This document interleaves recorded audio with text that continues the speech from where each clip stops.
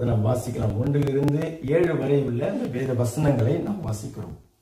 உபாகமம் புஸ்தகம் 6வது அதிகாரம் 1 to 7 வரை உள்ள வேத வசனம். நீ உன் தேவனாகிய கர்த்தருக்கு பயந்து உயிரோடு இருக்கும் நாளெல்லாம் நீயும் உன் குமாரனும் உன் குமாரத்தியும் நான் உனக்கு விதிக்கிற அவருடைய எல்லா கற்பனைகளையும் கட்டளைகளையும் கை கொள்ளுகிறதுனாலே உன் வாழ்நாட்கள் நீடித்து இருக்கும்படி நீங்கள் சுதந்திரிக்க போகிற தேசத்திலே கை கொள்வதற்காக உங்களுக்கு போதிக்க வேண்டும் என்று உங்கள் தேவனாகிய கர்த்தர் கற்பித்த கற்பனைகளும் கட்டளைகளும் நியாயங்களும் இவைகளே. இஸ்ரவேலே, நீ நன்றாய் இருப்பதற்கும் உன் பிதாக்களின் தேவனாகிய கர்த்தர் உனக்கு சொன்னபடி பாலும் தேனும் ஓடுகிற தேசத்தில் நீ மிகவும் விருத்தி அடைவதற்கும் அவைகளுக்கு செவி கொடுத்து அவைகளின்படி செய்ய சாவதானமாயிரு, எச்சரிக்கையாயிரு. இஸ்ரவேலே கேள், நம்முடைய தேவனாகிய கர்த்தர் ஒருவரே கர்த்தர். நீ உன் தேவனாகிய கர்த்தரிடத்தில் உன் முழு இருதயத்தோடும் உன் முழு ஆத்துமாவோடும் உன் முழு பலத்தோடும் அன்பு கூறுவாயாக. இன்று நான் உனக்கு கட்டளையிடுகிற இந்த வார்த்தைகள் உன் இருதயத்தில் இருக்க கடவது.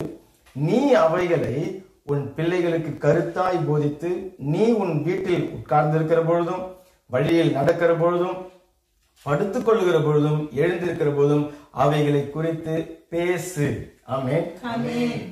கண்களை மூடி நாம் ஜெபிக்கிறோம். பிதாவே, இந்த வார்த்தைகளுக்காக நன்றி. இந்த வார்த்தைகளை கொண்டு நீரே பேசுவீராக.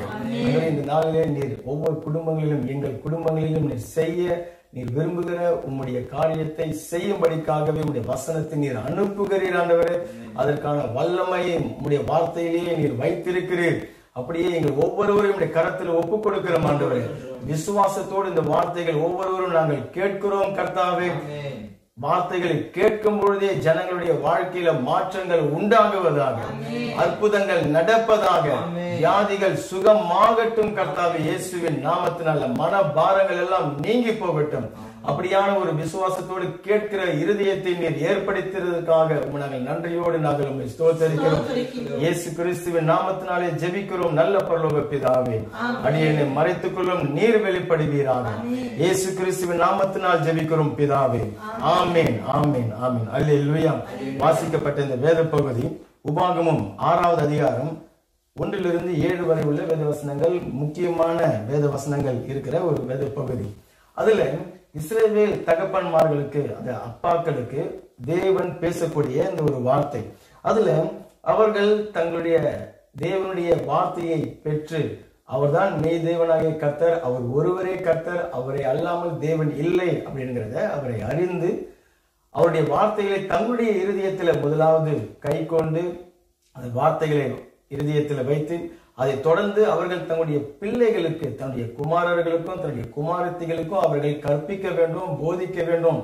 அவருடைய அன்றாட வாழ்க்கையில நடைமுறையில தூங்கும் பொழுது, எழுந்திருக்கும் பொழுது, உட்காரும் பொழுது, நடக்கும் பொழுது அவருடைய சொல்லி எல்லா நேரத்திலையும் அவர்களுக்கு அந்த நடைமுறை பாணியில அந்த வார்த்தைகளை சொல்லிக் கொடுக்கவும் தேவனுடைய வசனத்தை கற்றுக் கொடுக்கவும் வேண்டும். ஏன்னு சொன்னா அவருடைய வாழ்நாட்கள் நீடித்திருக்கும்படிக்காக நீ அப்படி சொல்லணும். மாத்திரமல்லாம தேவன் வாக்குத்தத்தம் பண்ணின அந்த தேசத்தை நீங்கள் சுதந்திரிக்கும்படிக்காக, அந்த வாக்குத்தத்தம் பண்ணப்பட்ட பாலும் தேனும் ஓடுகிற அந்த தேசம் அப்படின்னு சொல்லும் பொழுது அது கர்த்தராகிய இயேசு கிறிஸ்து கல்வாரி சிலுவையில நமக்காக சம்பாதித்த அந்த ஆசீர்வாதங்கள், அதை தேவன் வாக்குத்தத்தங்களாக நமக்கு கொடுத்திருக்கிறார். அவைகளை நாம் சுதந்திரிக்க வேண்டும். ஆமென். அப்ப அந்த ஆசீர்வாதங்கள் எல்லாவற்றையும் நாம் பெற்று அந்த தேசத்துல நாம் நிலைத்திருந்து அதை அனுபவிக்க வேண்டும். அதற்காக நீ இப்படி செய்யணும் அப்படிங்கிறதாக தேவன் அந்த வேத பகுதியில அந்த இஸ்ரவேல் குடும்பங்களில் இருக்கக்கூடிய அப்பாக்களுக்கு அவர் சொல்லுகிறார். ஆமென். இன்றைக்கு உலகமெங்கும் ஃபாதர்ஸ் டே, அதை நம்ம கொண்டாடுகிறோம். ஆமென். கர்த்தர் அந்த ஃபாதர்ஸ், அந்த அப்பாக்கள் ஒவ்வொருவரையும் இந்த நாளிலே அவர் விசேஷித்த விதமாய் அவர் ஆசீர்வதிக்கிறார்.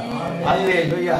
ஹேப்பி ஃபாதர்ஸ் டே. கரங்களை தட்டி எல்லோருமாய் நம் கர்த்தருக்கு அப்படிப்பட்ட அப்பாக்களை நம்முடைய வாழ்க்கையில கொடுத்ததற்காக எல்லோருமாய் சேர்ந்து நாம் நன்றி செலுத்தலாம். அல்லேலூயா. தேவன் நம்முடைய பிதாவாக இருக்கிறார், நம்முடைய அப்பாவாக அவர் இருக்கிறார் அப்படின்னு சொல்லி ஆண்டவராகிய இயேசு கிறிஸ்து நமக்கு அவர் போதித்திருக்கிறார். தம்முடைய சீடர்களுக்கு அவர் சொல்லிக் கொடுத்திருக்கிறார். பரலோகத்தில் இருக்கிற பிதா அப்படின்னு சொல்லி அவரிடத்துல ஜபங்களை ஏறெடுக்கும்படிக்கு சொல்லியிருக்கிறார். அவரே தேவனை பிதா என்று சொல்லி அழைத்திருக்கிறது நம்ம பார்க்கிறோம். அது மாத்திரம் இல்லாமல் வேத வசனம் சொல்லுகிறார் எபிரேயர் புஸ்தகத்துல 12வது அதிகாரம் 9வது வசனத்துல அவர் நம்முடைய ஆவிகளின் பிதா. ஆமென். நம்முடைய ஆவியின் ஒரு மனுஷனுடைய ஆவியின் பிதா அப்படின்னு சொல்லி 12:9 அதை சொல்லுகிறது. அதே வேத பகுதியில அவர் அந்த வசனம் சொல்லுகிறது மாம்சத்தின்படி தகப்பன்கள் அப்படிங்கிற வார்த்தையும் அங்க வருகிறது. சரீரத்தின்படி தகப்பன்கள் அவர்கள் யாரு? நம்மை பெற்றெடுத்தவர்கள், நம்முடைய அப்பாக்கள். அல்லேலூயா. நம்மை சரீர பிரகாரமாக பெற்றெடுத்தவர்கள். அப்ப அது இல்லாம இன்னொரு விதமான பெற்றோர் இருக்கிறார், தகப்பன் இருக்கிறார். அவர் யாருன்னு சொன்னா உங்களை விசுவாசத்துல நடத்தி ரட்சிப்புல உங்களை நடத்தக்கூடிய ஊழியக்காரன், ஆவிக்குரிய தகப்பனாக இருக்கிறார். அப்போ பரலோக தேவன் நமக்கு பிதாவாக இருக்கிறார். நம்முடைய சரீரத்தின்படி நம்மை பெற்றெடுத்த தகப்பன் அவர் அப்பாவாக இருக்கிறார். அதே சமயத்துல நம்முடைய ஆவிக்குரிய வாழ்க்கையில நம்மை ரட்சிப்புக்கு நேராக வழி நடத்தின அந்த ஊழியர்கள் நம்முடைய ஆவிக்குரிய தகப்பனாக இருக்கிறார்கள். ஆனால் இன்றைக்கு நம்ம இந்த சரீரத்தின்படி தகப்பன்களாய் இருக்கக்கூடியவர்களை குறித்து இன்றைக்கு நாம் தியானிக்க போகிறோம். அவர்களுக்கு தான் அந்த அப்பாக்கள் தினமாக இன்றைக்கு நம்ம கொண்டாடுகிறோம். அல்லேலூயா. அப்ப இன்றைக்கு இந்த வார்த்தை அந்த சரீரத்தின்படி அப்பாக்களாய் இருக்கிற நம்ம ஒவ்வொருவருக்கும் சரி அது ஆசீர்வாதமாக அமையும்ங்கிறது நிச்சயமாக நான் நம்புகிறேன். எபிரேய வார்த்தையில அந்த தேவனுக்கு அப்பா என்று சொல்லி அழைக்கக்கூடிய அந்த ஒரு வார்த்தை அப்பா, ABBA, அப்பா என்று சொல்லி அழைக்கக்கூடிய அந்த ஒரு வார்த்தையினுடைய அர்த்தம் என்ன சொல்லி சொன்னா அந்த வார்த்தை அவர்தான் ஊற்று, அவர்தான் ஆரம்பம், அவர்தான் துவக்கம், எல்லாவற்றுக்கும் அவர்தான் துவக்கம், அவரிலிருந்து தான் எல்லாமே வந்தது என்கிறது குறிக்கிறது அந்த அப்பா. அப்பா நம்ம பரிசுத்த ஆவியானவரை பெற்றுக்கொள்ளும் பொழுது தேவனை அப்பா பிதாவே என்று சொல்லி கூப்பிடப்படுகிற புத்திர சுவீகாரத்தை நாம் பெற்றுக்கொள்கிறோம் இல்லையா? அப்ப அந்த அப்பா என்ற அந்த வார்த்தைக்கு அவர்தான் அஸ்திபாரம், அவர்தான் அடித்தளம். மாத்திரமல்லாம அவர்தான் போஷித்து பராமரித்து பாதுகாத்து சகலவற்றையும் தாங்கி கொண்டிருக்கிறவர் என்கிற அந்த அர்த்தம் நிறைந்ததுதான் அந்த அப்பா அப்படிங்கிற அந்த ஒரு வார்த்தை.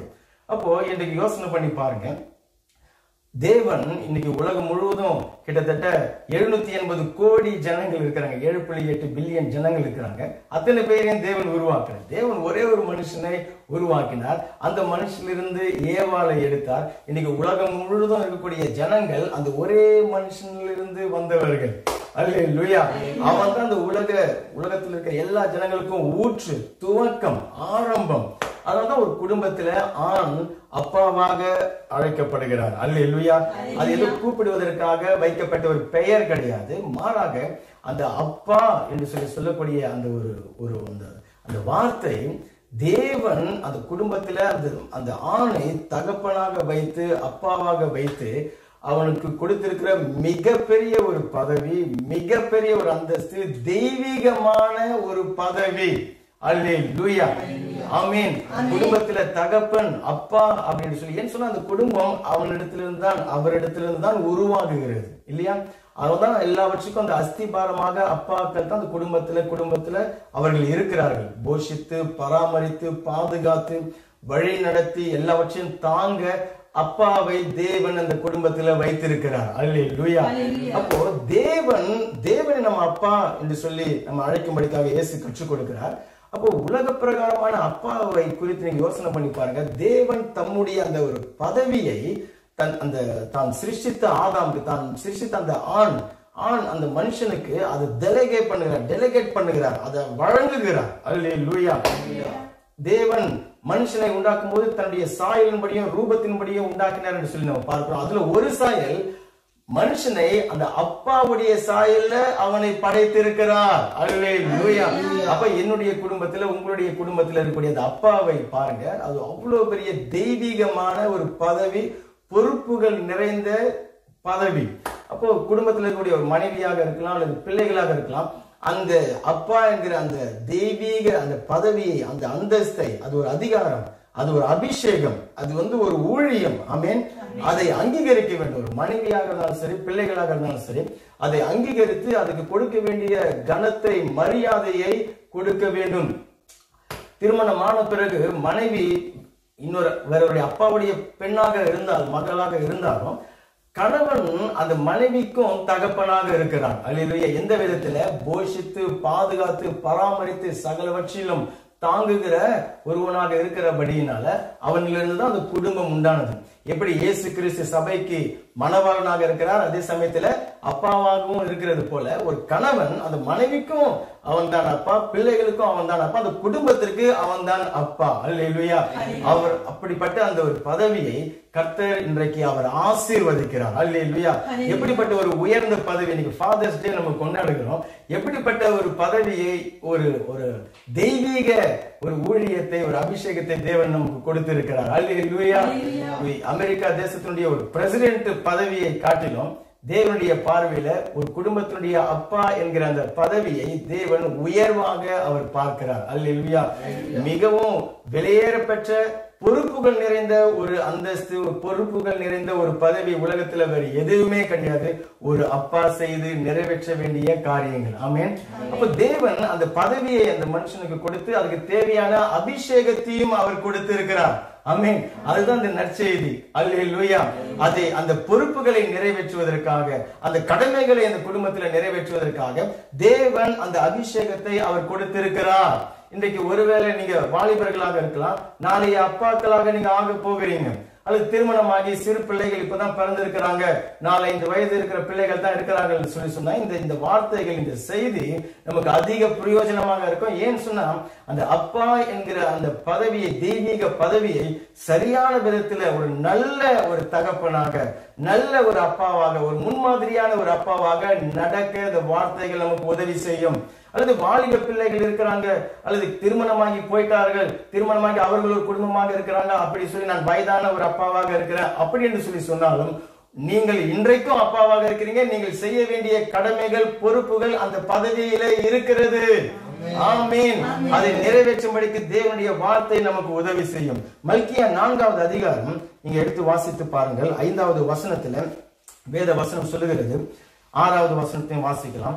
நான் வந்து பூமியை சங்காரத்தால் அடிக்காதபடிக்கு அவன் பிதாக்களுடைய இருதயத்தை பிள்ளைகளிடத்திற்கும், பிள்ளைகளுடைய இருதயத்தை அவர்களின் பிதாக்களிடத்திற்கும் திருப்புவான் அப்படின்னு சொல்லி யோவான் ஸ்நானகனை குறித்த தீர்க்க தரிசன ஒரு வார்த்தை. அவன் இயேசு கிறிஸ்துவுக்கு முன்பாக வந்து அவருக்கு வழியை ஆயத்தப்படுத்துவான்.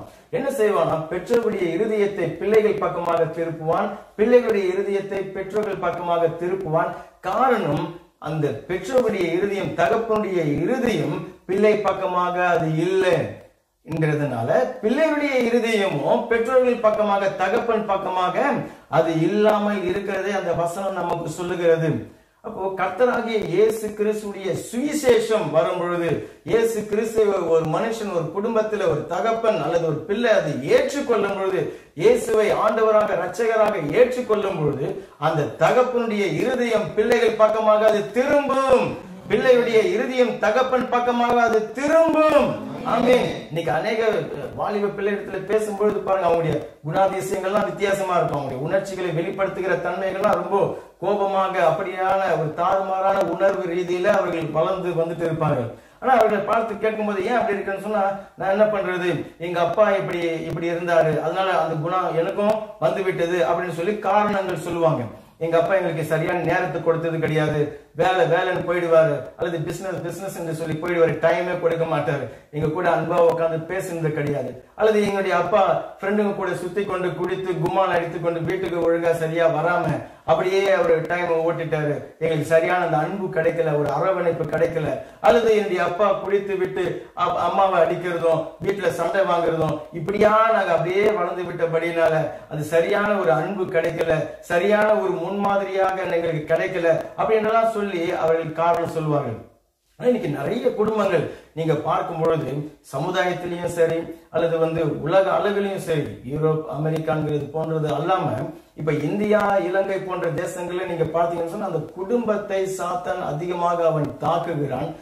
அந்த குடும்பத்தின் அதிலிருந்து புறப்படுகிற பிள்ளைகள், வாலிபர்கள், அந்த சந்ததி எவ்வளவு பாவத்துக்கு அடிமையாகி, எவ்வளவு தாறுமாறான காரியங்கள்ல சமுதாயத்துல அப்படின்னு சொல்லி, சமுதாயத்துல இன்றைக்கு நம்ம பார்க்கக்கூடிய எந்த ஒரு போராட்டங்களாக இருந்தாலும் சரி, ஒரு குடி வெறியின் பிரச்சனையாக இருந்தாலும் சரி, கொலைகள், களவுகள், அப்படிப்பட்ட ஒரு பிரச்சனைகளாக இருந்தாலும் சரி, அல்லது இச்சைகளுக்குரிய காரியங்கள், விபச்சாரங்கள், காரியங்கள், அப்படியான காரியங்கள் இருந்தாலும் சரி, இந்த எல்லா போராட்டங்களுக்கும் சொன்ன இந்த எல்லா தீமையான காரியங்களுக்கும் வேறு காரணம் என்ன என்று சொல்லி அதை ஆராய்ந்து நீங்க பார்ப்பீங்கன்னு சொன்னா, அந்த குடும்பத்துல அந்த பிள்ளைகள் தான் பின்பற்றக்கூடிய முன்மாதிரியான ஒரு அப்பா இல்லாமல் போனதுனாலதான் அந்த விளைவு இன்றைக்கு அந்த குடும்பம், அந்த சமுதாயம், ஒரு தேசமே அதனால பாதிக்கப்படுகிறது அப்படின்னு சொல்லி சொன்னா, அந்த அப்பா என்கிற அந்த ஒரு பதவி, தேவன் கொடுத்திருக்கிற ஒரு அந்த அந்தஸ்து எவ்வளவு உயர்ந்தது.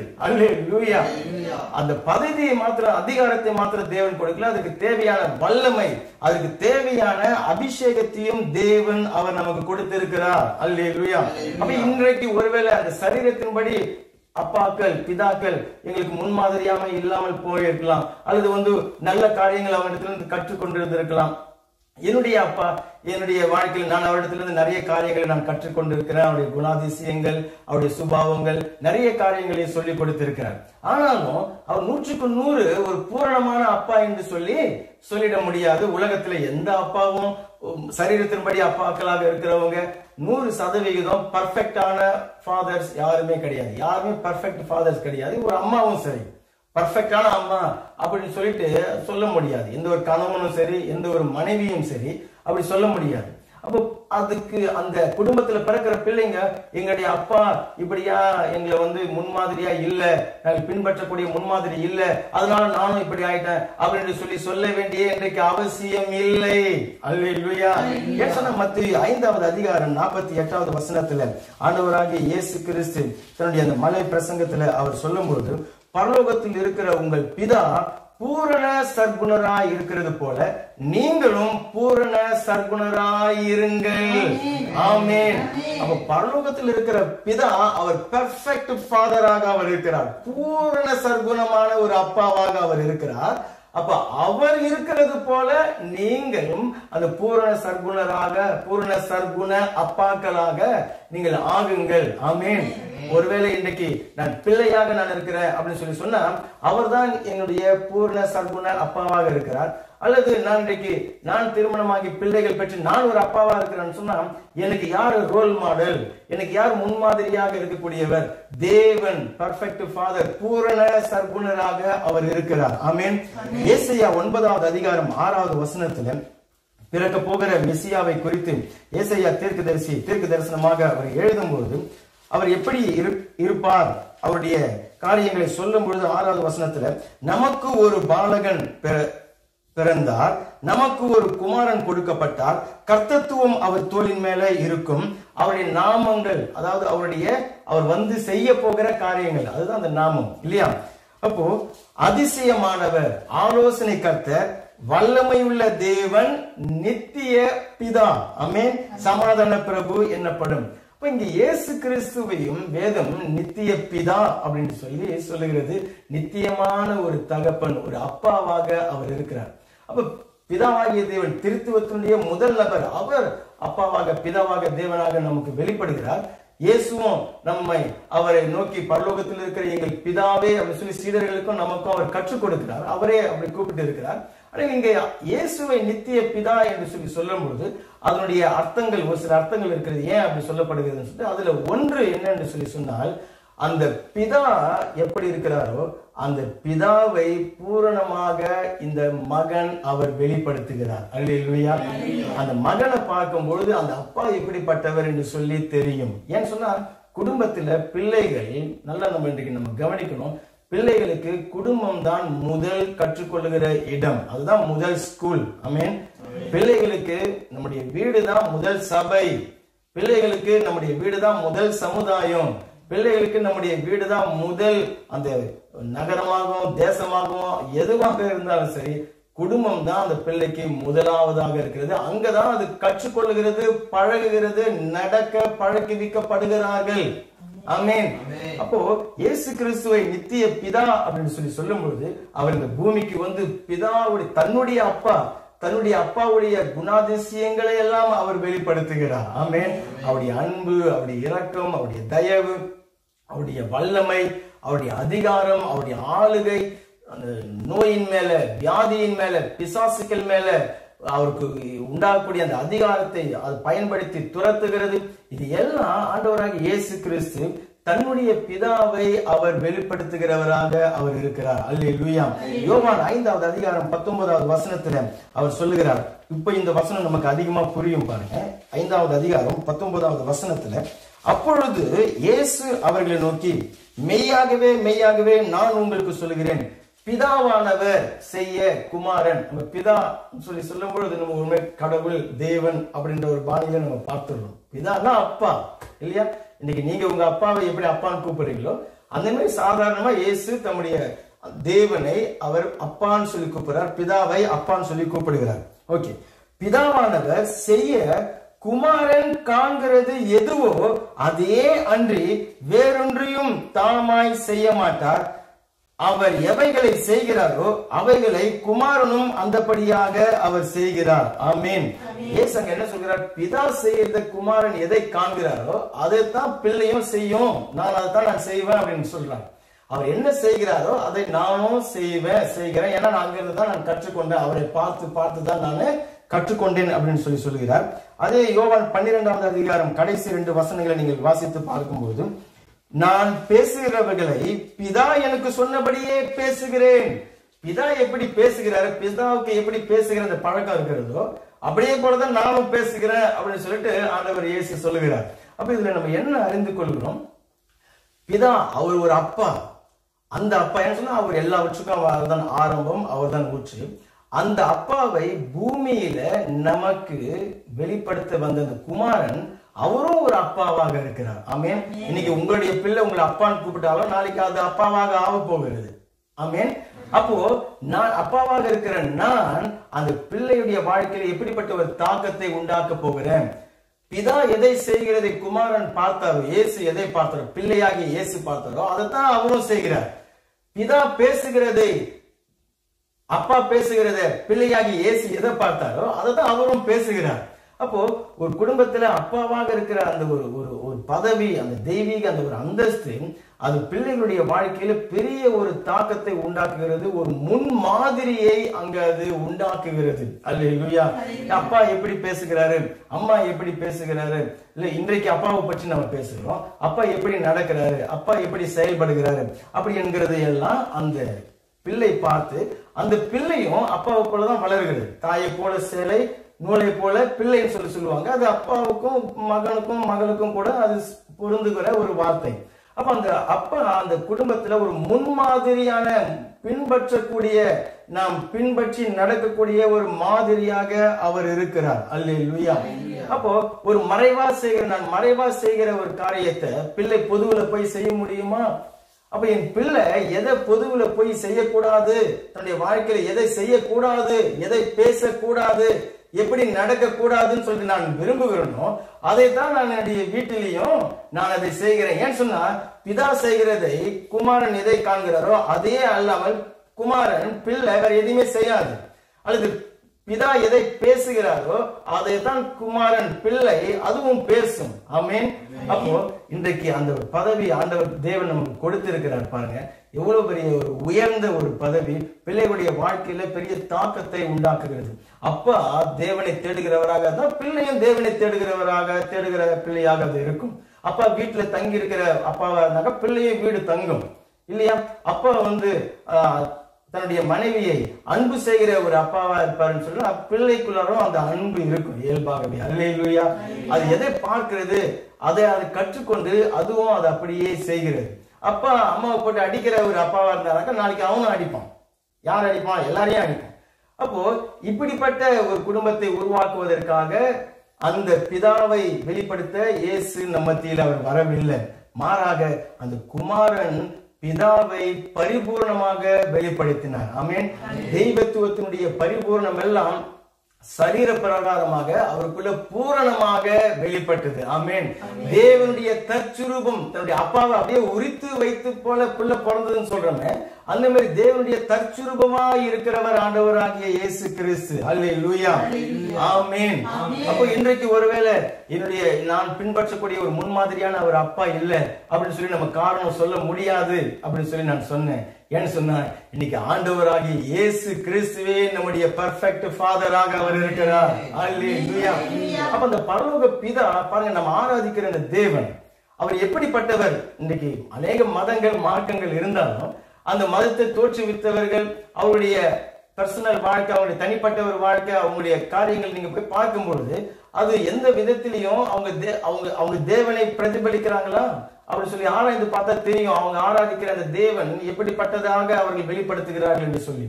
ஆனால் எனக்கு வந்து காண்பித்த ஆண்டவராக இயேசு எனக்கு காண்பித்த பிதா, நாம் ஆராதிக்கிற தேவன் எப்படிப்பட்டவரா இருக்கிறாரு, அப்பா எப்படிப்பட்டவரா இருக்கிறாரு அப்படின்னு சொன்னா அந்த பிள்ளைய பார்த்தா தெரிந்துவிடும். ஆமென். ஆண்டவராக இயேசு கிறிஸ்து அவருடைய அன்பை பார்த்தா, அவருடைய இரக்கத்தை பார்க்கும் பொழுது, அவருடைய மனதுருக்கத்தை பார்க்கும் பொழுது, அவர் நம் மேல பாராட்டுகிற அந்த தயவுகளை பார்க்கும் பொழுது அந்த பிதாவும் அப்படிப்பட்டவராகவே அவர் இருக்கிறார். அல்லேலூயா. பிதாவை வெளிப்படுத்தும்படிக்காகவே குமாரன் பிள்ளையாக அவர் வந்தார். பிள்ளையாக வந்தவர் அவரே நித்திய பிதாவாக இருக்கிறார். ஆமென். அதான் சொல்றேன், என்னை கண்டவன் பிதாவை கண்டான். என்ன பிள்ளையா இருக்கிற என்னை பார்த்தவன் என் அப்பாவை பார்த்தான். ஏன்னா நான் என் அப்பா மாதிரியே பேசுவேன், என் அப்பா மாதிரியே நான் இருப்பேன், அப்பா மாதிரியே நான் நடப்பேன். ஆமென். அல்லேலூயா. அப்போ எனக்கு இப்படியா பெற்றோர்கள் இல்ல, அல்லது அந்த அப்பாவை போய் கேட்டாக்கா அவரும் சொல்லுவார், என்னுடைய அப்பாவும் என்னை இப்படி வளர்த்துட்டாரு, நான் என்ன பண்றது, எங்களுடைய சமுதாயம் அப்படி, எங்களுடைய சூழ்நிலை அப்படி. அந்த அப்பாவை போய் கேட்டா அவரும் அப்படியே சொல்லுவார். ஆனால் இயேசு கிறிஸ்துவின் சுவிசேஷம், அவரை விசுவாசிக்கிற விசுவாசம் நம்முடைய இருதயத்தில் வரும் பொழுது கர்த்தராகிய இயேசு கிறிஸ்து அவரே என்னுடைய அப்பாவாக மாறி விடுகிறார். ஆமென். அவருடைய மாதிரி என்னுடைய வாழ்க்கையில வந்து விடுகிறது. அவருடைய ஆசி அந்தஸ்து ஆசீர்வாதம் என்னுடைய வாழ்க்கையில வருகிறது. அவருடைய நன்மைகள் என்னுடைய வாழ்க்கையில வருகிறது. அவருடைய குணாதிசயங்கள் என்னுடைய வாழ்க்கையில வந்து விடுகிறது. சரீரத்தின்படி இருக்கிற அப்பாவை பார்த்து நான் நடக்க வேண்டிய அவசியம் இல்லை. ஒருவேளை தேவனுக்குரிய நல்ல காரியங்கள், நல்ல சுபாவங்கள், குணாதிசயங்கள் இருந்தா கண்டிப்பா அதை நம்ம பின்பற்றுகிறோம். என்னுடைய வாழ்க்கையில கர்த்தர் அப்படி செய்திருக்கிறார், உங்களுடைய வாழ்க்கையில செய்திருக்கிறார். ஆனால் இயேசு கிறிஸ்து நம்முடைய பெர்ஃபெக்ட் ஃபாதராக அவர் இருக்கிறார். ஆமென். அப்ப அந்த அப்பாவை வெளிப்படுத்தும்படிக்காக அந்த பூமிக்கு வந்த ஆண்டவராகிய இயேசு கிறிஸ்துவுக்கு தேவன் அந்த பொறுப்பை, அந்த அந்தஸ்தை, அந்த பதவியை நிறைவேற்றுவதற்கு தேவையான அபிஷேகத்தை அவர் தந்திருந்தார். ஆமென். இயேசு கிறிஸ்து அப்படின்னு சொல்லி சொல்லும்போது, கிறிஸ்து அப்படின்னு சொல்லி சொன்னா அபிஷேகம் பண்ணப்பட்டவர். பழைய ஏற்பாட்டில் இருக்கிற சொல்லப்பட்டிருக்கிற அந்த அபிஷேகம் அது அத்தனையும் கர்த்தராகிய இயேசு கிறிஸ்துவுக்குள்ளாக நிறைவேறுகிறது. அதை அவர் பெற்றிருந்தார். இயேசு கிறிஸ்து ராஜரீக அபிஷேகத்தை உடையவராக இருந்தார். ஆமென். அவர் ஆசாரியனுடைய அபிஷேகத்தை உடையவராக இருந்தார். தீர்க்கதரிசியினுடைய அபிஷேகத்தை உடையவராக அவர் இருந்தார். ஆமென். அப்ப இந்த மூன்று அபிஷேகமும் இயேசு கிறிஸ்துவுக்குள்ளாக இருந்தது. அவர் பிதாவை அப்படியாக அந்த அபிஷேகத்தினால அவர் வெளிப்படுத்தினார். அவர் சொன்னார், யோவான் 17வது அதிகாரத்தில் வாசித்து பாருங்க, நீர் பூமியில எனக்கு கொடுத்தவர்களுக்கு உம்முடைய நாமத்தை நான் வெளிப்படுத்தினேன் அப்படின்னு சொல்லி சொல்லுகிறார். அவர்கள் உம்முடைய வார்த்தையை கை கொண்டு இருக்கிறார்கள் என்று சொல்லி கர்த்தர் சொல்லுகிறார். அந்த அர்த்தம் நாமம் சொன்னா தேவனுடைய குணாதிசயங்கள், அவருடைய தன்மைகள், அவர் என்ன செய்ய விரும்புகிறார் அப்படிங்கிறதெல்லாம் அவர் வெளிப்படுத்தினார். இன்றைக்கு அந்த மூன்று அபிஷேகமும் இன்றைக்கு அப்பாவாக இருக்கிற நமக்கு தேவன் அதை கொடுத்து இருக்கிறார்.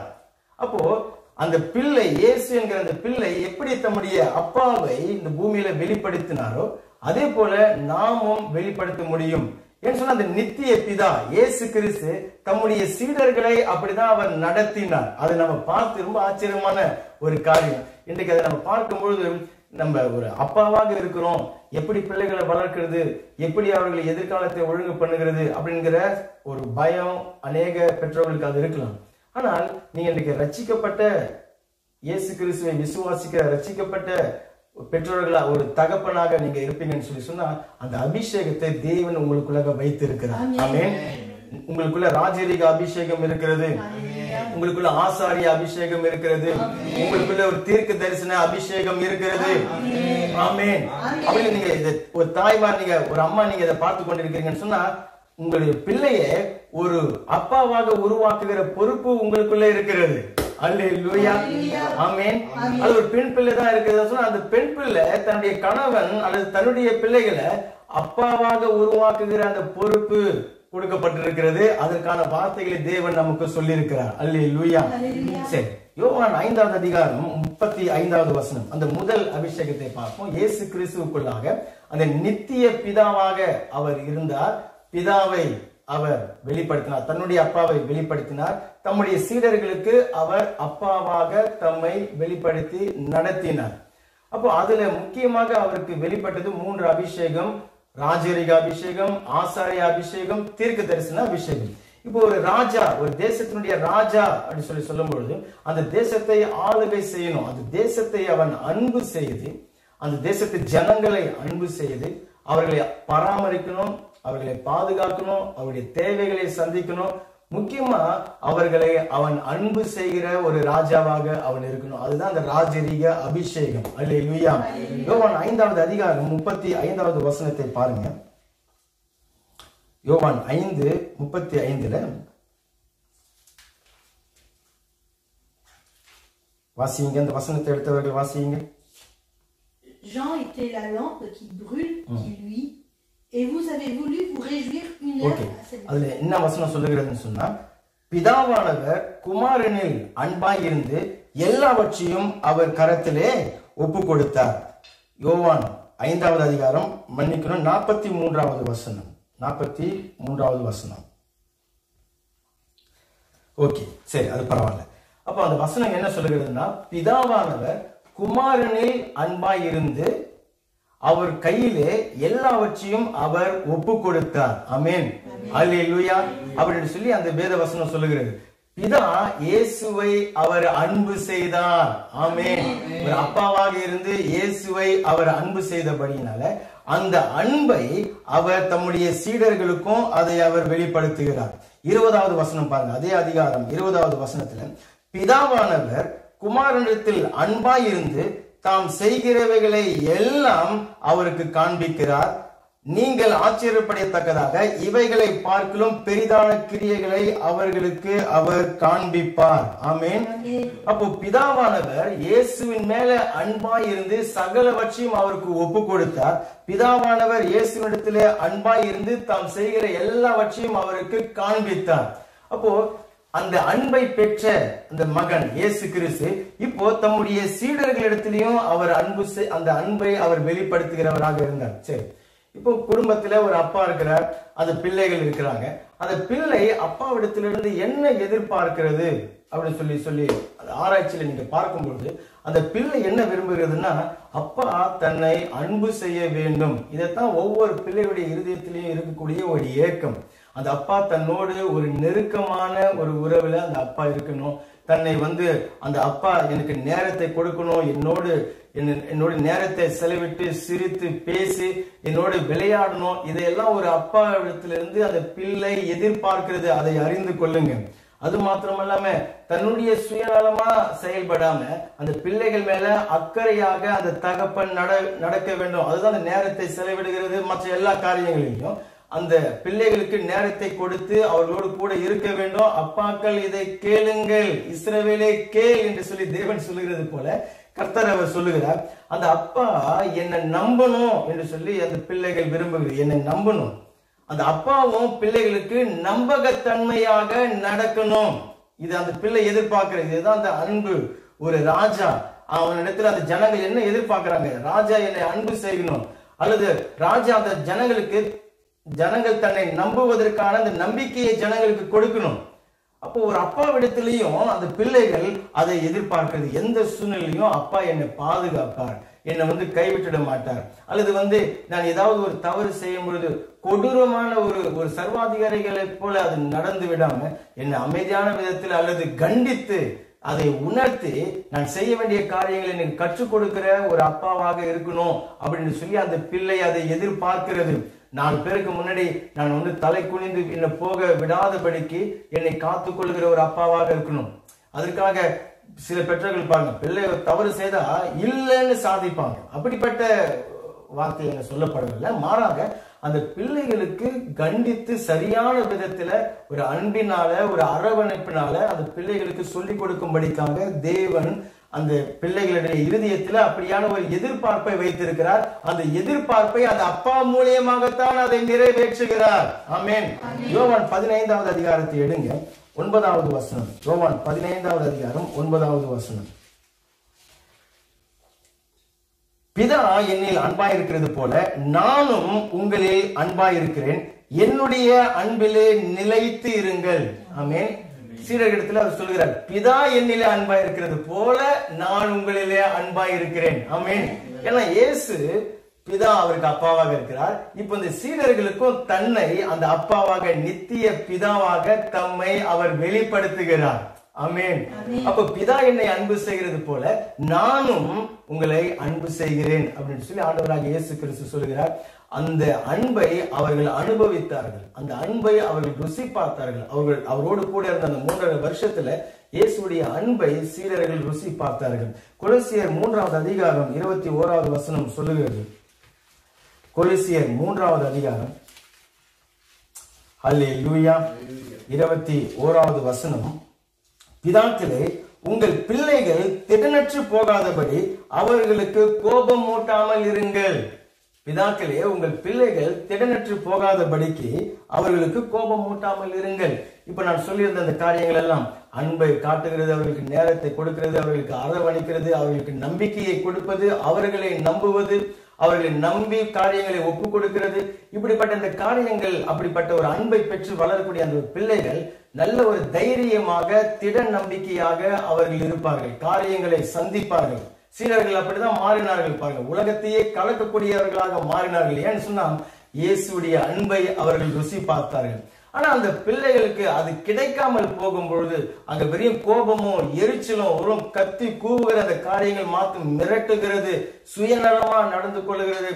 அவர்களை ஒரு சர்வாதிகாரிகளை போல நடத்தக்கூடிய அந்த காரியங்கள் இருக்கும் பொழுது வேத வசனம் சொல்லுகிறது அவர்கள் திடனற்று போய் விடுவார்கள். அப்ப அவர் சொல்றாரு, பெற்றோர்களை பிதாக்களே அப்பாவே உங்கள் பிள்ளைகள் திறனற்று போகாதபடிக்கு அவர்களுக்கு கோபம் மூட்டாமல் இருங்கள், அவர்களுக்கு எரிச்சல் மூட்டாமல் இருங்கள்.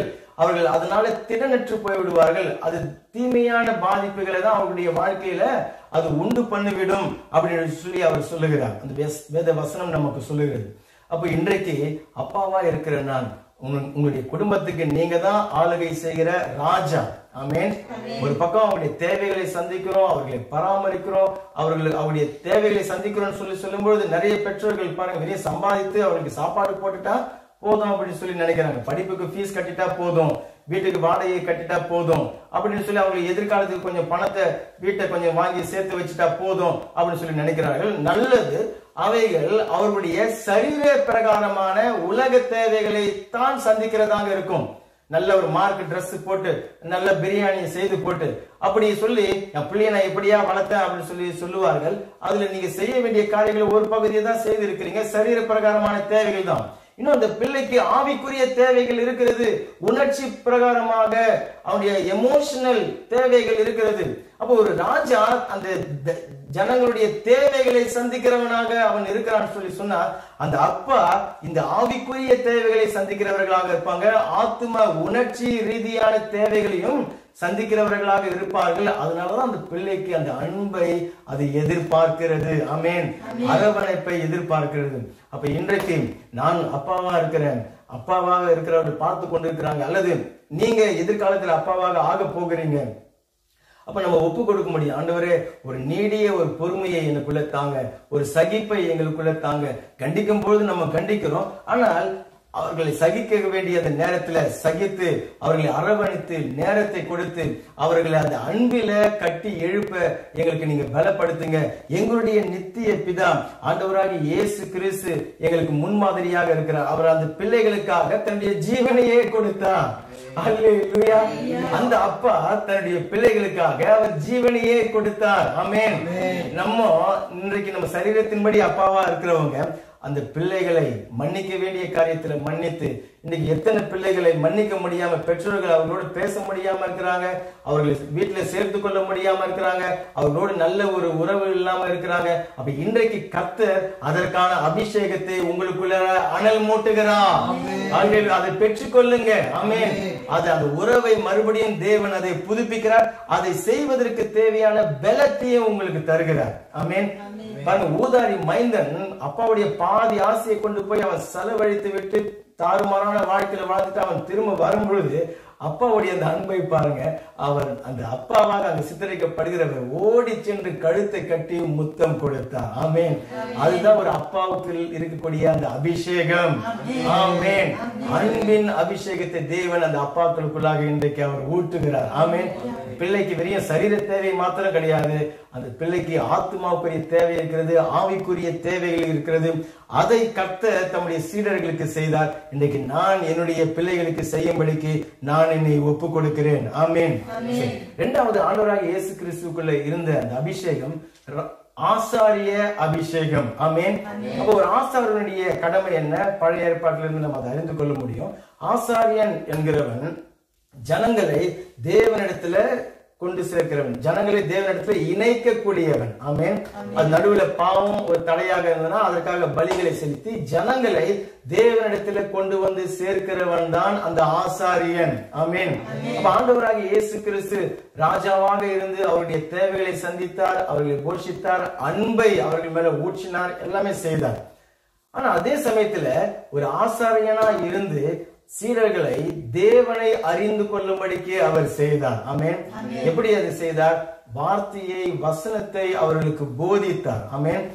நம்முடைய பிள்ளைகளுக்கு தேவனுடைய வார்த்தையை நாம் அறிமுகப்படுத்தும் போது, தேவனுடைய வார்த்தையை நம்முடைய பிள்ளைகளுக்கு கொடுக்கும் பொழுது, அந்த வார்த்தையோடு அவர்கள் ஐக்கியமுடையவர்களாக இருக்கும் பொழுது, அந்த வார்த்தையை வாசித்து அவர்கள் தியானிக்கிற பிள்ளைகளா இருக்கும் பொழுது அங்க என்ன நடந்து கொண்டிருக்கிறது? அவர்கள் தேவனோடு ஐக்கியப்பட்டு கொண்டிருக்கிறார்கள். ஆமென். வார்த்தையோடு ஐக்கியப்படுகிறது தான் தேவனோடு ஐக்கியப்படுகிறது. ஆமென். வார்த்தைக்கு கீழ்ப்படுகிறது தான் தேவனுக்கு கீழ்ப்படுகிறது. ஆமென். தேவனுக்கு பயப்படுகிறதுன்னு சொன்னா வார்த்தைக்கு நடுங்குகிறது தான் தேவனுக்கு பயப்படுகிற அந்த பயம். அல்லேலூயா. அப்ப அதை செய்யக்கூடியவன் யார்? ஒரு ஆசாரியன். அப்ப ஒரு அப்பாவை தேவன் அந்த ஆசாரியனாக அந்த குடும்பத்திலே அவர் வைத்திருக்கிறார். ஆமென். உங்க குடும்பத்திற்கு நீங்க தான் அந்த ஆசாரியன். அப்பா தான் அந்த ஆசாரியன், ஆவிக்குரிய தலைவன், அவர் தான் அந்த பாஸ்டர். அல்லேலூயா. அப்படிப்பட்ட ஒரு தெய்வீக அந்தஸ்தை, பதவியை தேவன் கொடுத்திருக்கிறார். அதற்கான அபிஷேகத்தையும் தேவன் நமக்கு அவர் கொடுத்திருக்கிறார். ஆமென். அல்லேலூயா. ஆண்டவராகிய இயேசு தம்முடைய சீடர்களுக்கு அவர் தேவனுடைய வசனத்தை அவர் போதித்தார். அவர் எங்கெங்கெல்லாம் போதிக்கும்படிக்கு சென்றாரோ சீடர்கள் கூடவே இருந்து அவருடைய வசனத்தை கற்றுக்கொண்டார்கள். பிற்பாடு பரிசுத்த ஆவியானவர் வந்த பொழுது அவரிடத்திலிருந்து கேள்விப்பட்டதை பரிசுத்த ஆவியானவர் அவர்களுக்கு நினைவு ஊட்டினார். சரி, அப்போ இன்றைக்கு நமக்கு ஏசாயா 54வது அதிகாரம், ஏசாயா புஸ்தகத்துல 54வது அதிகாரம் 13வது வசனத்தை நாம் எடுத்து வாசிக்கலாம். உன் பிள்ளைகள் எல்லாரும் கர்த்தரால் போதிக்கப்பட்டு இருப்பார்கள், உன் பிள்ளைகளுடைய சமாதானம் பெரிதாய் இருக்கும். ஆமென். அப்போ ஒரு தகப்பன், ஒரு அப்பா தேவன் அந்த குடும்பத்துல வைத்திருக்கிறார். எப்படிப்பட்ட ஒரு மகிமையான ஒரு ஊழியம் பாருங்க. அந்த பிள்ளைகளுக்கு தேவனுடைய வார்த்தையை போதிக்கிற ஒரு தகப்பனாக வைத்திருக்கிறார். இங்க கர்த்தர், உங்களுடைய பிள்ளைகள் எல்லாம் கர்த்தரால போதிக்கப்பட்டிருப்பார்கள் அப்படின்னு சொல்லும்போது, கர்த்தர் எப்போ போதிப்பார்? அப்பா பிள்ளைக்கு போதிக்கும் போது கர்த்தர் போதிப்பார். ஆமென். அப்பா பிள்ளையிடத்துல பேசும்போது கர்த்தர் பேசுவார். ஆமென். அப்பா கர்த்தருடைய வழிகளை பிள்ளைக்கு சொல்லிக் கொடுக்கும் பொழுது கர்த்தர் அந்த பிள்ளைகளுக்கு சொல்லிக் கொடுப்பார். அல்லேலூயா. அப்போ அந்த வேத வசனம் சொல்லுகிறது, அவருடைய சமாதானம், அதனுடைய நிமித்தம் அவருடைய சமாதானம் பெரிதாக இருக்கும். ஒரு ஆசாரனுடைய ஊழியத்தை, ஆசாரனுடைய வேலையை அந்த பிள்ளைகளுக்கு அந்த பெற்றோர்கள் செய்ய வேண்டும். உபாகமம் 6வது அதிகாரம், நம்ம ஆரம்பத்தில் வாசித்த அந்த வசனத்தை கவனித்து பாருங்க. 6வது அதிகாரம், உபாகமம் புஸ்தகத்தில் 6வது அதிகாரம்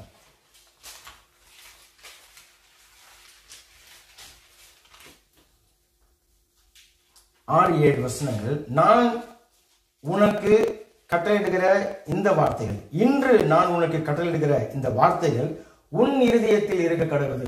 அந்த அப்பாக்களுக்கு பார்த்து சொல்கிறார், இன்றைக்கு நமக்கு பார்த்து சொல்கிறார்.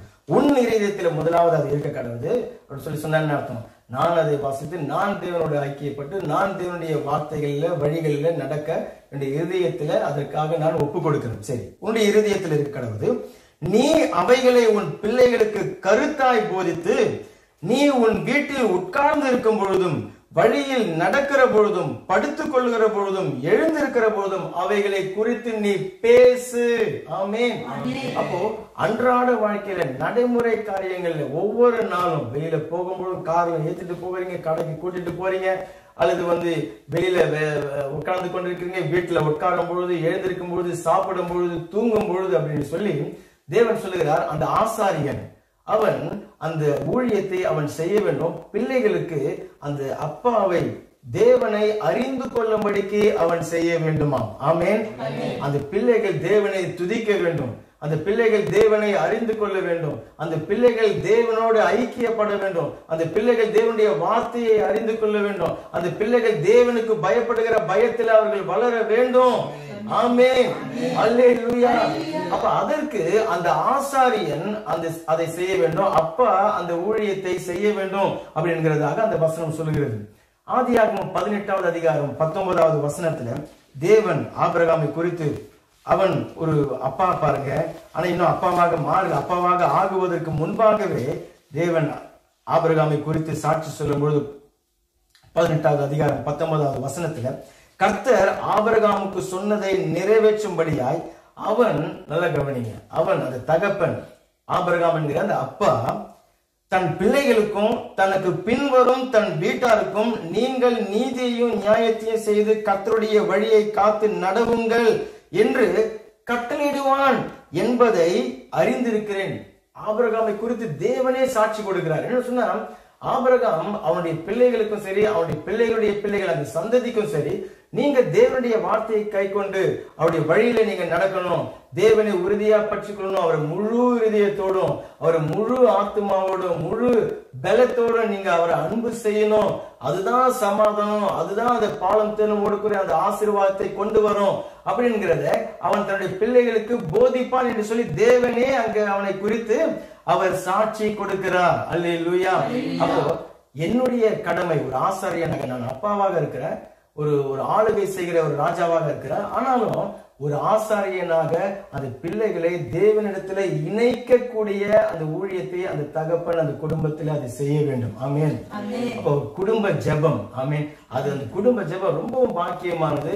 அங்க கணவன், மனைவி, பிள்ளைகள், அந்த தகப்பன் எல்லாரையும் தேவன் தம்முடைய ஆவியினால இணைக்கிற ஒரு நேரம். ஆமென். இது அப்பா மட்டும் தனியா பக்தியா இருந்தது கிடையாது, அம்மா மட்டும் தனியா பக்தியாக இருந்தது கிடையாது, கோயிலா போயிட்டு வர்றது கிடையாது. இல்ல, அந்த அப்பா அந்த பிள்ளைகளோடு கூட உட்கார்ந்து வீட்டுல உட்கார்ந்து இருக்கும் பொழுதுன்னு சொல்றாரு இல்லையா, அந்த குடும்ப ஜெபத்துல தேவனை துதிக்கவும், தேவனை பாடவும், அவருடைய வார்த்தையை வாசித்து தியானிக்கவும் நம்ம செய்யும் பொழுது, அந்த ஆசாரிய ஊழியத்தை செய்யும் பொழுது, அவர்களுக்கு தேவனுடைய வசனத்தை போதிக்கும் பொழுது அங்க என்ன நடந்து கொண்டிருக்கிறது, அவர்களுக்கு சமாதானத்தின் வழியை தேவன் உருவாக்கி கொண்டிருக்கிறார். அல்லேலூயா. அவர்கள் இருதயத்துல அப்பா, பரலோக அப்பா அவருடைய இருதயத்திலே அவர் பேசிக் கொண்டிருக்கிறார். ஆமென். வாலிபன் தன்னுடைய வழியை எதனால சுத்தம் பண்ணுவான்? 119வது சங்கீதத்துல நம்ம வாசிக்கிறோம் இல்லையா, வாலிபன் தன்னுடைய வழியை எதனாலே சுத்தம் பண்ணுவான்? தேவனுடைய வார்த்தையினால்தான், தேவனுடைய வசனத்தை அவன் கை கொள்ளுகிறதுனால்தான். எப்படி கை கொள்ளுவான்? அவனுக்கு போதித்தால்தான் அவன் கை கொள்ளுவான். ஆமென். யார் போதிப்பா? அப்பதான் அந்த பிள்ளைக்கு போதிக்க வேண்டும். ஆமென். கர்த்தருடைய வழிகளை போதிக்க வேண்டும். அப்ப அவர்கள், நீங்க அவங்களுக்கு அப்பா என்கிற அந்த பதவியை சரியான விதத்துல நம்ம வாழும் பொழுது அந்த பிள்ளைகள் ஒரு நாள் அப்பாவாக ஆவாங்க, அவங்களும் தங்கள் பிள்ளைகளுக்கு அதை சொல்லிக் கொடுப்பார்கள். அல்லேலூயா. அந்த பிள்ளைகளுடைய பிள்ளைகள், அந்த பிள்ளைகளுடைய பிள்ளைகள், அந்த சந்ததிக்கு அப்படியே தேவனுடைய கிருபைகள் 1000 தலைமுறை மட்டும் அது பாய்ந்து செல்லும். அல்லேலூயா. கரங்களை தட்டி கர்த்தருக்கு நம்ம நன்றி செலுத்தலாம். ஆமென். அப்போ தேவன் சொல்கிற, நீ வீட்டுல இருக்கிற எல்லா நேரத்திலையும் நீ அந்த வசனங்களை நீ சொல்லு, பிள்ளைகளுக்கு போதி. ஒரு ஆசாரியன் நீ உன்னுடைய குடும்பத்திற்கு. அது மாத்திரம் இல்லாம அந்த பிள்ளைகளை கர்த்தர் எப்போ போதிக்கிறார், பிள்ளைகளுக்கு எப்போ போதிக்கிறார்? அந்த பிள்ளையை ஆலயத்துக்கு கொண்டு போகும் பொழுது. ஆமென். உங்களுடைய சபைக்கு நீங்க அந்த பிள்ளைகளை நிச்சயமாக கொண்டு போகணும். அப்பா மட்டும் தனியா சபைக்கு வருவது இல்லை, அல்லது அம்மா மட்டும் வருவது இல்லை, அல்லது அம்மாவை அனுப்பிட்டு அப்பா மட்டும் வீட்டுல உட்கார்ந்து எடுத்து கிடையாது. அப்பா வந்தா தானே பிள்ளையும் வருவான் இல்லையா, அப்பா வந்தா தானே மகளும் வருவான் இல்லையா. அப்போ அந்த பிள்ளைகளை ஆலயத்துக்கு கொண்டு வர வேண்டும். லூக்கா 2வது அதிகாரத்துல நீங்க வாசித்து பாருங்க, 46வது வசனத்துல இயேசுவுக்கு சரீரத்தின்படி பெற்றோர்கள் இருந்தார்கள். யோசேப்பும் மரியாவும் இருந்தாங்க. அவர்கள் அந்த பிள்ளையை தேவனுடைய ஆலயத்துக்கு கொண்டு போகக்கூடியவர்களாக அவர்கள் இருந்தார்கள். இயேசு கிறிஸ்துடைய அந்த வளர்ச்சியில ரொம்ப முக்கியமான பங்கு வகித்தவர்கள் அந்த பெற்றோர்கள். அதனுடைய விளைவு அந்த பிள்ளை தேவனுடைய வார்த்தையில போதிக்கப்பட்டு அங்க இருந்த அந்த மூப்பர்களோடு அந்த அந்த வேத வசனங்களை அறிந்தவர்களோடு அந்த பிள்ளை பேசுகிறதா. அல்லேலூயா, ஆமென். அப்ப அப்படிப்பட்ட ஒரு பெற்றோர்களாக தேவனுடைய ஆலயத்துக்கு அழைத்து கொண்டு வருகிற ஒரு பெற்றோர்களாக இருக்கும்படிக்காக தகப்பனாக, முக்கியமா அந்த தகப்பனுக்கு தேவன் அந்த பதவியை கொடுத்திருக்கிறார். மனைவியும் அதுல இருக்கிறாங்க. மனைவி தன்னுடைய கணவனோடு இணைந்து அந்த ஊழியத்தை அவர்கள் செய்கிறார்கள், ஆசாரிய ஊழியத்தை செய்கிறாங்க. ஆனா அந்த அப்பா அவன் தான் அந்த வேர் இல்லையா. ஒரு மரத்தினுடைய கனி எப்படி இருக்கிறது, இலைகள் எப்படி இருக்கிறது, கிளைகள் எப்படி இருக்கிறதுன்னு சொன்னா அதனுடைய வேரை பார்க்க வேண்டும். அதுதான் அந்த ஆரம்பம், அதுதான் அந்த ஊற்று, அதுதான் அந்த துவக்கம், அதுதான் அந்த அஸ்திபாரம். ஆமென். அப்போ அந்த ஊழியம் ஆசாரிய ஊழியமாக தேவன் ஒவ்வொரு அப்பாக்களுக்கும் அவர் சொல்லி இருக்கிறார். ஆமென். அது மாத்திரம் இல்லாம ஆண்டவராகிய இயேசு கிறிஸ்து இந்த சீடர்களுக்கு இயேசு கிறிஸ்துடைய ஜெப வாழ்க்கையை பார்த்து பெரிய ஒரு ஆச்சரியம். இயேசுவிடத்துல அவர்களை கவர்ந்து இழுத்த காரியம் எதுன்னு சொன்னா அவருடைய ஜெப வாழ்க்கை தான். இயேசுவிடத்துல சீடர்கள் இடத்துல இயேசு எப்பவுமே வந்து அற்புதங்களை எப்படி செய்யணும் எங்களுக்கு கற்றுத்தாங்கன்னு கேட்டதே கிடையாது.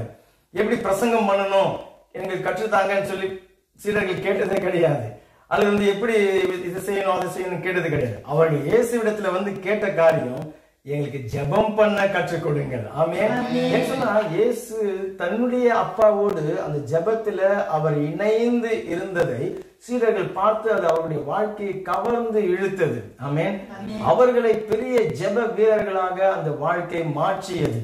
அல்லேலூயா. ஆபிரகாம் தன்னுடைய பிள்ளைகளுக்கு சொல்லிக் கொடுப்பான் என்று சொல்லி நம்ம வாசித்தோம் ஆதியாகமம் 18ல. தொடர்ந்து வரக்கூடிய அதிகாரங்களை நீங்க வாசித்து பாருங்க. ஆபிரகாமுடைய பிள்ளை ஈசாக்கு அவன் பெரிய தியான புருஷனாக அவன் இருந்தான். ஆமென். ஈசாக்கு பெரிய ஜெபிக்கிறவராக அவர் இருந்தார். மாலை நேரத்தில் சென்று தேவனுடைய வார்த்தையை தியானிக்கிறவராக இருந்தார். எப்படி அப்பாவிடத்திலிருந்து அது பார்த்தது. ஆமென். அப்ப குடும்பத்துக்கு ஆசாரியனா இருக்கிற அந்த அப்பா அந்த ஜெப வாழ்க்கை, அல்லேலூயா, எந்த ஒரு முன்மாதிரியை பிள்ளைகளுக்கு வைத்து விட்டு போனோம்னு சொன்னா கர்த்தரோடு இணைந்திருக்கிற அந்த ஒரு ஜெப வாழ்க்கை. ஆமென். அதன் மூலியமாகத்தான் அந்த குடும்பத்துல அந்த ஆசீர்வாதம் இறங்கி வருகிறது. ஆமென். பிள்ளையா கீழ்ப்படிய மாட்டான், பிள்ளையா படிக்க மாட்டான், அல்லது ஏன் இந்த கஷ்டம், ஏன் இந்த தரித்திரம், ஏன் இந்த வியாதி, ஏன் இந்த சத்துருடைய கிரியைகள், ஏன் இந்த குழப்பங்கள், ஏன் எவ்வளவுதான் சம்பாதித்தாலும் ஏன் இந்த போராட்டம் அப்படின்னு சொல்லி பார்த்தா அந்த குடும்பத்துல ஆசாரியன் இல்லை. அப்பா இருக்கிறாரு, உலக பிரகாரமான அப்பா இருக்கிறாரு, ஆனால் அந்த அப்பா ஆசாரியனாக இல்லை. அப்ப கர்த்தர் இன்றைக்கு அதற்கான பலத்தை நம் ஒவ்வொருக்கும் அவர் தருகிறார். ஆமென். இந்த வார்த்தை நம் ஒவ்வொருவரையும் அதை தட்டி எழுப்ப வேண்டும். ஆமென். நம்ம எது குற்றப்பட்டு போய் விடுவதற்காக, ஐயோ நான் அப்படி இல்லையே அப்படின்னு சொல்லி போய் விடுவதற்காக அல்ல. எந்த ஒரு மனுஷ அப்பாவும் பூரணமானவர்கள் அல்ல, பெர்ஃபெக்ட் கிடையாது. அதை நோக்கி நம்ம முன்னேறி கொண்டு செல்லுகிறவர்களாக நாம் இருக்கிறோம். இன்னைக்கு நம்ம அதுல எந்த நிலையில இருந்தாலும் அதிலிருந்து நம்ம வளரக்கூடியவர்களாக நாம் இருக்கிறோம். ஆமென்.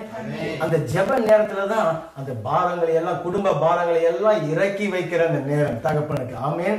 ஒரு வியாதிப்பட்டு இருந்தாலும் அல்லது வந்து பிள்ளைகளுடைய ஒரு படிப்பு காரியமாக இருந்தாலும் அந்த ஜெப நேரத்துல வேண்டுதலோடும் விண்ணப்பத்தோடும் ஸ்தோத்திரத்தோடு கூடிய ஜெபத்தினால அந்த அப்பா தேவனுக்கு தெரியப்படுத்துவார். அந்த குடும்பத்துல தெய்வீக சமாதானம் இறங்கி வரும். புத்திக்கு எட்டாத சமாதானம் அந்த குடும்பத்தை நிரப்பும்.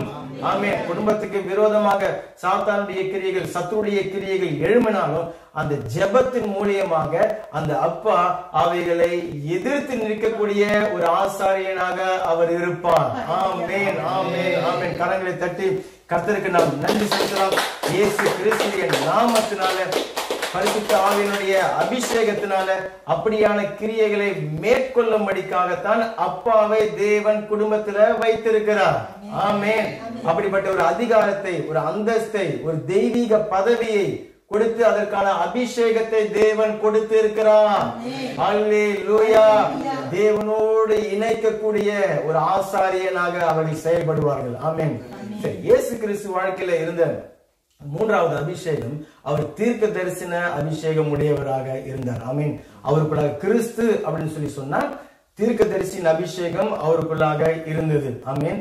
அப்போ சீடர்களை ஒரு ராஜாவாக இருந்து அவர்களை ஆளுகை செய்து அவர்களை போஷித்து பராமரித்து அவருடைய தேவைகளை எல்லாம் சந்தித்தார். அந்த தேவை என்ன சொல்லி பார்த்தோம், அன்புதான் பெரிய தேவை அந்த எல்லா மனுஷனுக்கும். அதை அவர் கொடுத்தார். சரி, இரண்டாவது ஆசாரியனாக இருந்து அந்த சீடர்கள் பிதாவை அறிந்து கொள்ளும்படிக்கு செய்தார். ஆமென்.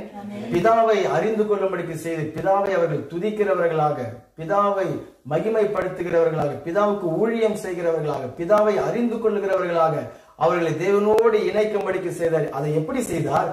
வசனத்தை போதிக்கிறதன் மூலியமாக, வார்த்தையை சொல்லிக் கொடுக்கிறதன் மூலியமாக. ஆமென். அவருடைய அந்த ஒரு சாட்சியான ஒரு வாழ்க்கையின் மூலியமாக. ஆமென். அந்த தகப்பன் வெறும் வசனத்தை போதிக்கிறது மாத்திரமல்ல, அல்லது ஆலயத்துக்கு கொண்டு போகிறது மாத்திரமல்ல, அல்லது வீட்டுல அவர் ஜெபிக்கிறது மாத்திரம் கிடையாது. மாறாக அவரே அந்த வசனங்களுக்கு, அவருடைய இருதயத்தில் அந்த வசனங்கள் இருக்கிறபடினால பிள்ளைகளுக்கு முன்பாக ஒரு சாட்சியாக வாழ்கிற ஒரு அந்த முன்மாதிரியின் மூலியமாக அந்த பிள்ளைகள் பிதாவை அதிகமா அன்பு செய்யணும். ஆமென். அல்லேலூயா. என்னை தேவன் அன்பு செய்கிறார் அப்படிங்கிற அந்த உணர்வு பிள்ளைகளுக்குள்ளாக வர வேண்டும். என்னுடைய தேவைகள் எல்லாவற்றையும் தேவன் சந்திப்பார் என்கிற அந்த ஒரு உறுதி அந்த பிள்ளைகளுக்கு வர வேண்டும்.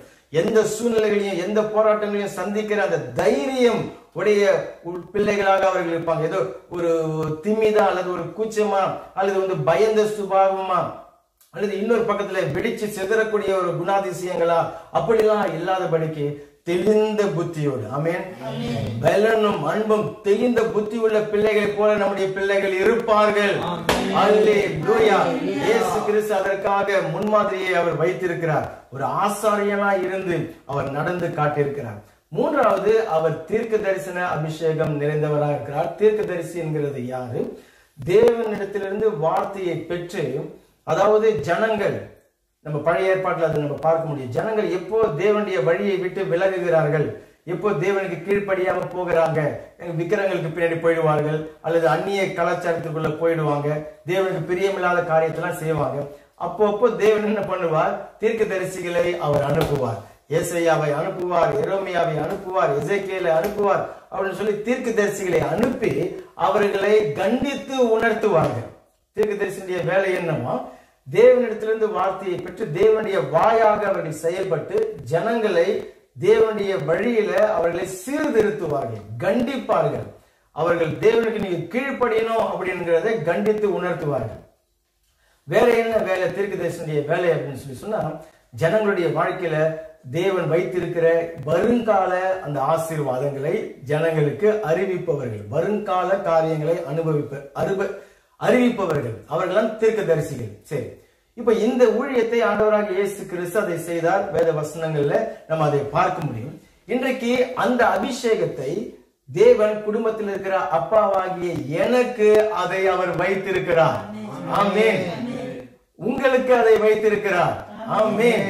இப்பதான் திருமணமாகி பிள்ளைகள் சிறு பிள்ளைகளாக இருக்கிறாங்க சொன்னா அது தீர்க்க தரிசன அபிஷேகத்தை உங்களுக்குள்ளாக வைத்திருக்கிறார். இதோ நான் சபையில போய் தீர்க்க தரிசனம் சொல்ல போறேன், அல்லது தேசங்களுக்கு நான் தீர்க்க தரிசனம் சொல்ல போறேன், அப்படி அதெல்லாம் சொல்லலாம், நல்லது, ரொம்ப ஆசீர்வாதமான காரியங்கள். ஆனால் குடும்பத்துல முதல்ல அது தீர்க்க தரிசியாக அவர் செயல்படுகிறார். ஆமென்.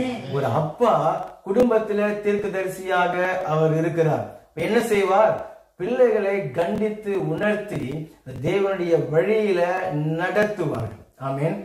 அதே சமயத்துல பிள்ளைகளுடைய வாழ்க்கையில ஆசீர்வாதங்கள், தேவன் வைத்திருக்கிற ஆசீர்வாதங்கள், வரப்போகிற ஆசீர்வாதங்களை முன்னமே அறிவிப்பார்கள். எடுத்து ஒரு சில வசனங்களை நாம் வாசிக்கலாம். நீதிமொழிகள் 29வது அதிகாரம்.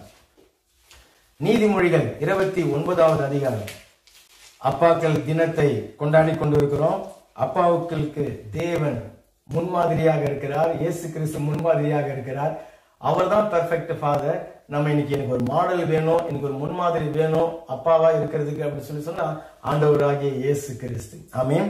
29வது அதிகாரம் 15வது வசனம் சொல்லுகிறது, பிரம்பும் கடிந்து கொள்ளுதலும் ஞானத்தை கொடுக்கும், தன் இஷ்டத்திற்கு விடப்பட்ட பிள்ளையோ தன் தாய்க்கு வெட்கத்தை உண்டு பண்ணுகிறான். சரி, இன்னொரு வசனம் 22வது அதிகாரம் 15. பிள்ளையின் நெஞ்சிலே மதியினம் ஒட்டி கொண்டிருக்கும், பிள்ளையின் நெஞ்சில மதியினம் ஒட்டி கொண்டிருக்கும், அதை தண்டனையின் பிரம்பு அவனை அகற்றும். அதே 22வது அதிகாரத்துல 6வது வசனத்தை பாருங்க. பிள்ளையானவன் நடக்க வேண்டிய வழியிலே அவனை நடத்து, அவன் முதிர் வயதிலும் அதை விடாமல் இருப்பான். அப்ப இந்த வசனம் என்ன சொல்லுகிறதுனாக்கா, ஒரு அப்பா பிரம்பை கொண்டு தன்னுடைய பிள்ளையை அவன் சீர்திருத்த வேண்டும். அவனுடைய இருதயத்துல மதியினம் ஒட்டி கொண்டிருக்கும், தேவனை அசட்டை பண்ணுகிற காரியங்கள் இருக்கும், அல்லது பாவ காரியங்கள் இருக்கும், கீழ்ப்படியாத காரியங்கள் இருக்கும், தேவனை கனப்படுத்தாத ஒரு காரியங்கள் அந்த பிள்ளைகளுடைய இருதயத்துல இருக்கும். அப்போ நீ அதை பிரம்பை கொண்டு அவனை கண்டிக்க வேண்டும். அப்ப அந்த பிரம்பு என்கிறது தேவனுடைய வார்த்தை. ஆமென். தேவனுடைய வசனம். அப்பா பிள்ளைகளை கண்டித்து உணர்த்தணும், அவர்களை பிரம்பனால அடிக்கணும் அப்படின்னு சொல்லும் பொழுது பிள்ளைகளுடைய முகத்தை ஒரு பாக்ஸிங் பண்ணுகிற அந்த இது மாதிரி ஆக்கிடக்கூடாது. இல்ல, அவர்களை தாறுமாறாக அவர்களை அடித்து விடக்கூடாது. அல்லது அவருடைய கோபம், அவன் சின்ன ஒரு தவறு செய்திருக்க, அவனுடைய கோபம் எந்த அளவுக்கு எழுமுனதோ அந்த அளவுக்கு போட்டு அவர்களை அடித்து விடுவது கிடையாது. எபேசியர் 6வது அதிகாரம் 4வது வசனம் சொல்லுகிறது. எபேசியர் 6 4வது வசனம். அல்லேலூயா. பிதாக்களே, அப்பாக்களே, பிதாக்களே, நீங்களும் உங்கள் பிள்ளைகளை கோபப்படுத்தாமல் கர்த்தருக்கு ஏற்ற சிட்சையிலும் போதனையிலும் அவர்களை வளர்ப்பீர்களாக. கோபப்படுத்தாதீங்க, எரிச்சல் மூட்டாதீங்கன்னு ஒரு வசனத்தை படிச்சோம், கோபம் மூட்டாதீங்கன்னு படித்தோம். ஆனால் அப்ப அவர்களை எப்படி கண்டித்து உணர்த்துகிறது, எப்படி சீர்திருத்துகிறது, அவர்களை எப்படி படிப்பிக்கிறது? அவர் சொல்லுகிறார், உங்களுடைய கோபத்தின் அளவுக்கு அல்ல, உங்களுடைய அந்த கட்டுப்படுத்த முடியாத அந்த கோபத்தினால் அல்ல, மாறாக நீங்கள் கர்த்தருக்கு ஏற்ற சிட்சையிலும் போதனையிலும் நீங்கள் அவர்களை கண்டித்து உணர்த்தி அப்படியாக நீங்கள் வளர்ப்பீர்களாக அப்படின்னு சொல்லி தேவன் சொல்லுகிறார். அல்லேலூயா. அப்ப தேவன் அந்த பிள்ளைகளுக்கு ஒரு தீர்க்கதரிசியை தேவன் கொடுத்திருக்கிறார். ஆமென்.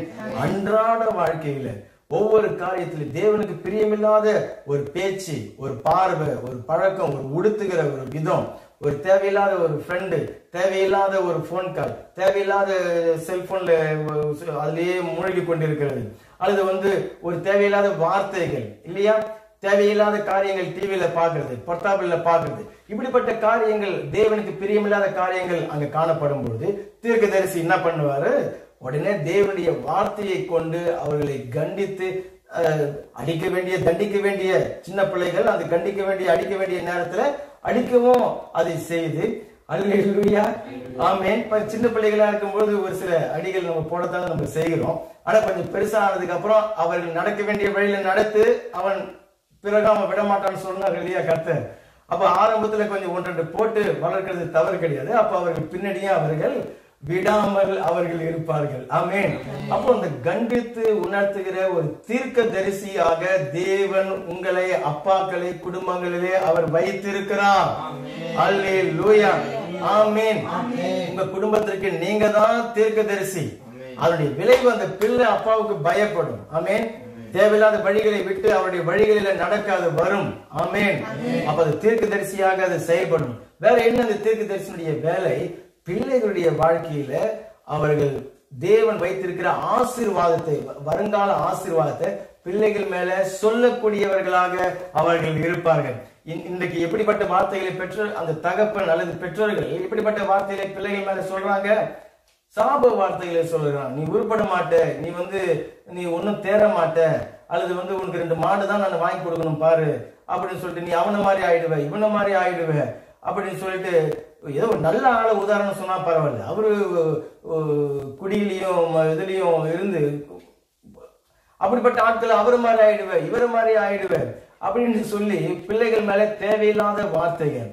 நீ ஒரு இதுல ஒரு ஃபெயில் ஆயிட்டா போதும், நீ மண்டு, உனக்கு ஒண்ணுமே ஏறாது, உனக்கு களிமண் தான் இருக்குது தலையில. பாருங்க எப்படிப்பட்ட வார்த்தைகள் சொல்லி கொண்டிருக்கிறாங்க. கர்த்தர் உங்களை தீர்க்கதரிசியாக வைத்திருக்கிறார். ஆமென். தீர்க்கதரிசி அந்த பிள்ளைகள் மேல ஆசீர்வாதத்தை அவன் சொல்லுவான். ஆமென். தேவன் வைத்திருக்கிற ஆசீர்வாதத்தை அவன் சொல்லுவான். ஆமென். அல்லேலூயா. எடுத்து வாசிக்க நேரம் இல்ல. ஆதியாகமம் 35வது அதிகாரம் 18வது வசனத்துல நீங்க வாசித்து பாருங்க. யாக்கோபுடைய கடைசி பிள்ளை பிறக்கிறான். அந்த பிள்ளை பிறக்கும் பொழுது யாக்கோபுக்கு 12 பிள்ளைங்க, 12வது பிள்ளை பிறக்குது. பிள்ளை பிறக்கும் போது அவங்க அம்மா இறக்குறாங்க.